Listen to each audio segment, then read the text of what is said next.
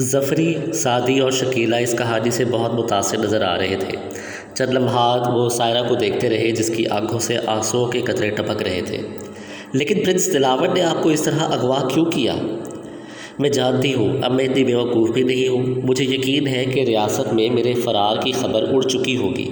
سب کو یہی بتایا گیا ہوگا کہ نواب صاحب کو قتل کرنے کے بعد گرفتار ہو گئی اور پھر موت کے خوف نے مجھے فرار ہونے پر مجبور کر دیا، سائرہ نے جواب دیا۔ بات سمجھ میں آتی تھی اگر سعدی کی ملاقات پرنس دلاور سے نہ ہو چکی ہوتی تو شاید سارہ کی کہانی میں کچھ شبہ ہوتا، لیکن اب یہ کہانی ان کے نگاہوں میں بالکل صاف تھی۔ سعدی نے پوچھا، کیا خیال ہے مس سائرہ، پرنس دلاور آپ کو کہاں لے جانا چاہتے تھے؟ اگر وہ آپ کو کسی ویرانے میں لے جا کر قتل کر دیتا اور آپ کی لاش کہیں چھپا دیتا تو اس کے راستے کا کانٹا تو صاف ہو جاتا، آپ کبھی نہ ملتی اور اس کے بعد وہ وہی ریاست اور جائیداد کا وارث قرار پاتا۔ نہیں، اس کا کردار ہمیشہ ہی مشتبہ رہا ہے۔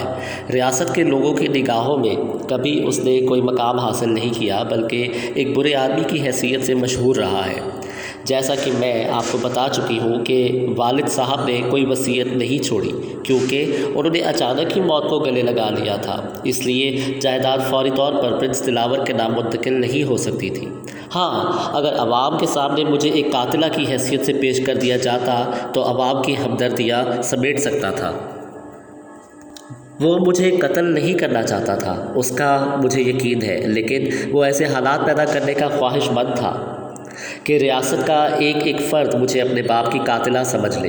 میں نہیں جانتی کہ اس نے میرے خلاف سازشوں کے کیسے کیسے جال بچھائے ہیں اور اس کا آئندہ پروگرام کیا ہے، سائرہ نے کہا اور سعدی گردن ہلانے لگا، پھر بولا، بہر طور ہم اپنے وہی الفاظ دہرائیں گے مس سائرہ کہ اب آپ ایک مضبوط حصار میں پہنچ گئی ہیں۔ ہم یہ تو نہیں کہہ سکتے کہ ہم پرنس دلاور کو شکست دے کر آپ کی پوزیشن صاف کر دیں گے، لیکن ایک بات کا یقین ضرور دلا سکتے ہیں کہ پرنس دلاور اب آپ کا کچھ نہیں بگاڑ سکتا اور ہم یہ کوشش کریں گے کہ اس سازش کو منظر عام پر لے آئیں۔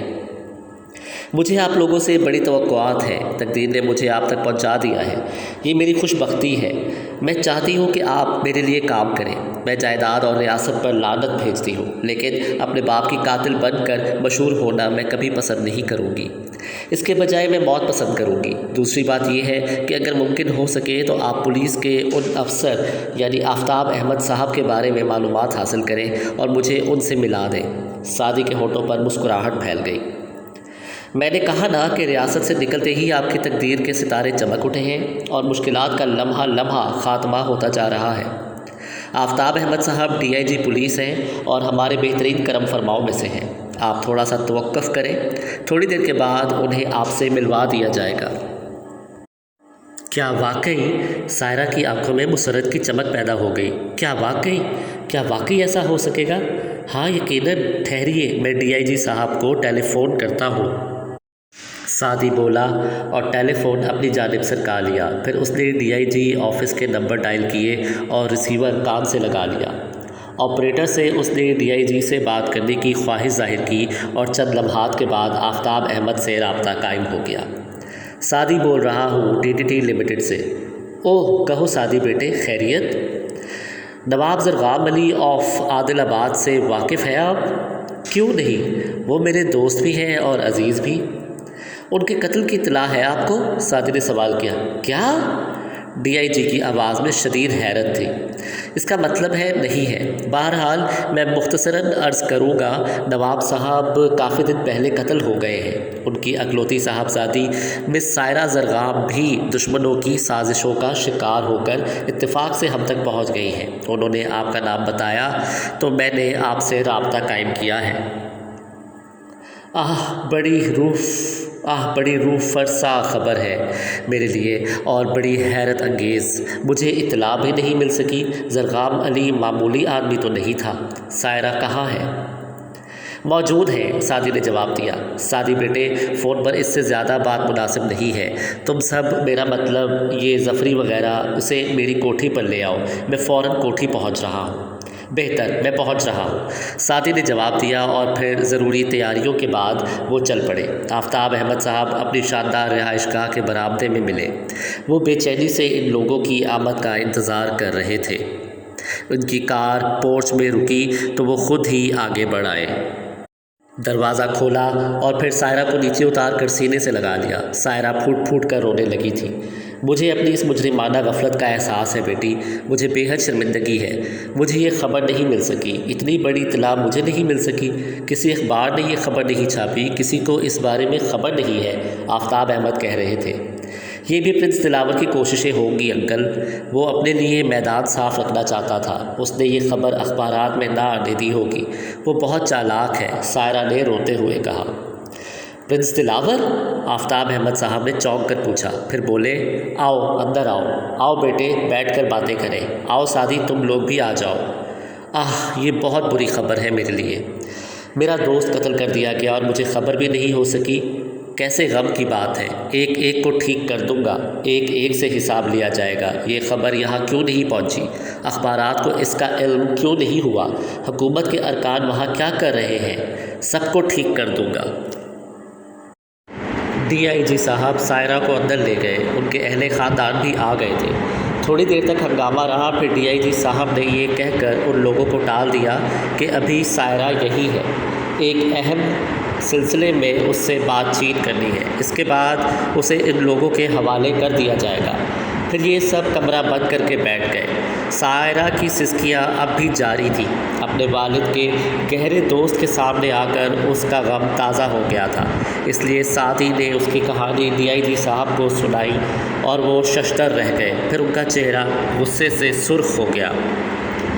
वो मेरा दोस्त नहीं भाई था सादी, मैं उसे ऐसी इबरतनाक सज़ाएँ दिलवाऊँगा उन लोगों को मौत के बाद भी याद रखें। सायरा बेटे, मुझे शदीद रंज है, जो गुज़र चुकी है उसे वापस नहीं दिया जा सकता, ना वापस लाया जा सकता है, लेकिन तुम्हारे दुश्मनों को इबरतनाक सज़ाएँ मिलेंगी।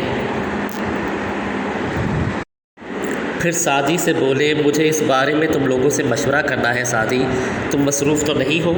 नहीं जनाब, इससे ज़्यादा अहम मसरूफ़ियत हमारे लिए और क्या हो सकती है।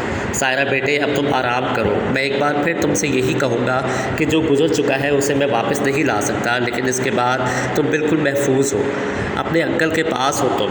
अब तुम्हें दूसरी तमाम फ़िक्रों से आज़ाद हो जाना चाहिए। जाओ, चच्ची जान के पास जाओ, लिबास वगैरह तब्दील करो और आराम करो। मेरी दरख्वास्त है तुमसे बेटे कि ख़ुद को संभालने की कोशिश करो, बाकी तमाम मामलात मैं संभाल लूँगा। वो सायरा को अपने साथ बाहर ले गए। सादी, ज़फ़री और शकीला खामोश बैठे इन वाक़यात पर गौर करते रहे। थोड़ी देर के बाद जब DIG साहब वापस आए तो ज़फ़री ने उठकर दरवाज़ा अंदर से बंद कर लिया। DIG साहब का चेहरा बहुत मुतफक्कर नज़र आ रहा था। वो सोफ़े पर बैठ गए, उन्होंने दोनों हाथ पेशानी पर रख ली। तुम लोग नहीं जानते वो मेरे लिए किस कदर अहम था। सबसे ज़्यादा हैरत की बात तो ये है कि हुकूमत के वो अरकान जो वहाँ इंतज़ामी अमूर पर मामूर हैं, क्यों खामोश रहे इस सिलसिले में। नवाब अली ज़रग़ाम इतनी मामूली शख्सियत तो नहीं थे कि उनकी मौत की इत्तला अखबारों में ना छपी हो या हुकूमत के कानों तक न पहुँचती। इस सिलसिले में जो साजिश की गई है उसमें या तो हुकूमत के अरकान भी शामिल हैं या फिर साजिश इस तरह की गई है कि उनके कानों तक ख़बर भी नहीं पहुँच सकी। इस सिलसिले में तो रियासत ही पहुँच कर मालूमात हासिल की जा सकती है आफ्ताब साहब, लेकिन हमारे पास एक अहम इत्तला है आपके लिए जो बिल्कुल खुफिया है और सायरा को भी इसके बारे में कुछ मालूम नहीं। DIG साहब चौंक कर उन्हें देखने लगे। क्या मतलब, क्या इत्तला है वो? प्रिंस दिलावर यहाँ मौजूद है। जैसा कि मैंने आपको बताया कि सायरा इस दौरान किसी के ईमा पर DDT लिमिटेड से रब्ता कायम करने की कोशिश करती रही है और उसकी कोशिश की इत्तला प्रिंस दिलावर को मिल चुकी थी। चुनाचे सायरा के फ़रार होने के बाद यकीनी तौर पर प्रिंस दिलावर को तशवीश हुई होगी कि कहीं सायरा DDT लिमिटेड ना पहुंच जाए, या मुमकिन है उसके जहन में ये ख़दशा हो कि ये इत्तला आप तक भी पहुँचेगी। इस तरह उसे अपने राज के फाश हो जाने का ख़तरा पैदा हो गया था। चुनाचे वो यहाँ आ गया। यहाँ आकर उसने सबसे पहले हमसे रब्ता कायम करने की कोशिश की। तुमसे? DIG साहब चौंक पड़े। हाँ, उसने होटल फाइजरस में DDT लिमिटेड के किसी नुमाइंदे को तलब किया।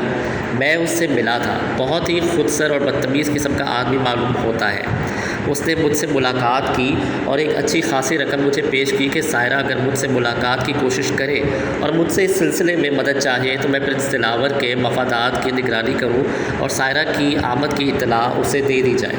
اس نے اس سلسلے میں بہت بڑی رقم کی پیشکش بھی کی تھی مجھے۔ ویسے اس نے مجھے یہ نہیں بتایا کہ صورتحال کیا ہے، بس اس نے یہی کہا تھا کہ کسی ایسی لڑکی کی اطلاع اسے دی جائے جو پرنس دلاور کے خلاف کوئی کام کرانا چاہتی ہو۔ گویا تمہارا اس سے رابطہ ہے۔ میرا اس سے براہ راست رابطہ تو نہیں ہے، لیکن اس کی ایک سیکریٹری جس کا نام رینا ہے اس نے مجھے ایک ٹیلی فون نمبر دیا ہے۔ ابھی تک میں رینا سے رابطہ قائم نہیں کر سکا، لیکن اس ٹیلی فون کے ذریعے اس تک پہنچا جا سکتا ہے۔ کمال ہے، ویری گڈ۔ اس کا مقصد ہے کہ تقدیر ہمارے لیے آسانیاں پیدا کر رہی ہے۔ بلا شبہ یہ اطلاع اہم ترین ہے، لیکن اب کیا پروگرام بنا ہے تم لوگوں کا؟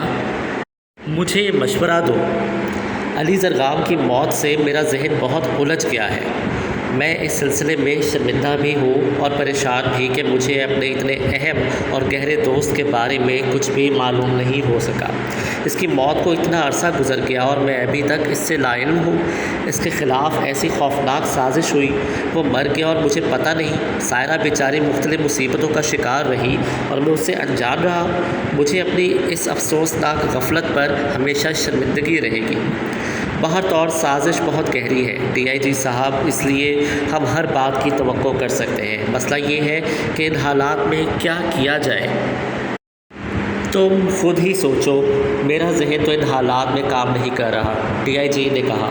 اس دوران ملازم کافی لے آیا تھا۔ کافی پیتے ہوئے شکیلہ آہستہ سے بولی، میرے ناقص ذہن میں ایک تجویز آئی ہے آفتاب احمد صاحب، اگر اس پر غور کر لیا جائے تو میں شکر گزار رہوں گی۔ میرا خیال ہے سعدی پرنس سے رابطہ قائم کر کے انہیں اپنے پاس سائرہ کے آنے کی اطلاع دیں اور پھر ہم سائرہ کو پرنس دلاور کے حوالے کر دیں۔ اس کے ساتھ ہی ہم ایک ایسا جال بچھائیں کہ پرنس دلاور اصل حیثیت میں ہمارے جال میں پھنس جائے، شکیلہ نے کہا۔ سعدی، ظفری اور آفتاب احمد صاحب گہری نگاہوں سے شکیلہ کو دیکھ رہے تھے۔ ان کی آنکھوں میں گہری سوچ کے آثار تھے۔ پھر آفتاب احمد بولے، تم لوگ در حقیقت ذہین ہو اور اس قابل ہو کہ اس ادارے کو چلاؤ۔ شکیلہ نے جو خاکہ پیش کیا ہے اس کے 9 پلک سنوارے جا سکتے ہیں۔ ہمیں سوچنے کے لیے ایک راہ مل گئی ہے، آؤ سارے پروگرام کا ایک خاکہ بناتے ہیں۔ آپ لوگ اس سے متفق ہیں؟ شکیلہ نے سعدی اور ظفری سے پوچھا۔ بالکل چیف، میرے خیال میں بہترین تجویز ہے، سعدی آہستہ سے بولا۔ آفتاب احمد صاحب نے ایک بڑا کاغذ اور بال پوائنٹ منگوا لیا۔ اس کے بعد شکیلہ کی تجویز پر لمحہ لمحہ غور ہونے لگا۔ ایک ایک نقطے کو زیر غور لایا جا رہا تھا۔ کافی دیر تک صورتحال پر غور ہوتا رہا۔ پروگراموں میں تبدیلیاں ہوتی رہیں۔ پھر ڈی آئی جی صاحب دوسرے کمرے میں جا کر ایک تصویروں کا البم لے کر آئے جس میں نواب زرغام کی بہت سی تصاویر تھیں، کچھ آفتاب احمد کے ساتھ اور کچھ تنہا۔ ان تصاویر پر غور کیا گیا اور تجویز کو آخری شکل دے دی گئی۔ سب کے چہروں پر تجسس تھا۔ آخر میں ڈی آئی جی بولے، یہ تمہاری کسوٹی ہے سعدی، ظفری اور شکیلہ۔ میرا دل گواہی دیتا ہے کہ تم اس پر پورے اترو گے۔ دوسرے تمام کام چھوڑ دو اور بڑی معذرت کے ساتھ آخری بات کہتا ہوں، اس کیس کی تکمیل کے بعد میں تمہیں ریاست عادل آباد سے 1 لاکھ روپے دلواؤں گا، گویا تمہاری مصروفیت کا 4 گنا معاوضہ دیگر اخراجات کے علاوہ۔ ہم اسے بخوشی قبول کریں گے جناب، ظفری نے جواب دیا اور سعدی اور شکیلہ ہنس پڑے۔ تو پھر بسم اللہ، یہ کیس میں تمہارے حوالے کرتا ہوں، آفتاب احمد نے کہا۔ اینگل روڈ کے چوراہے پر سعدی اپنی کار میں رینا کا انتظار کر رہا تھا۔ رینا کے دیے ہوئے فون پر رنگ کر کے سعدی نے اسے لڑکی کے پہنچنے کی اطلاع دے دی تھی۔ اسے فون پر بھی احساس ہو گیا تھا کہ رینا بہت پرجوش ہو گئی ہے۔ کہاں ہے وہ؟ کیا وہ تمہارے پاس ہے؟ اس نے پوچھا۔ جا چکا ہے، لیکن میں نے اس کا کیس بھی لے لیا ہے۔ کیا مطلب؟ تم سے ملنا چاہتا ہوں تاکہ بات چیت مکمل ہو جائے۔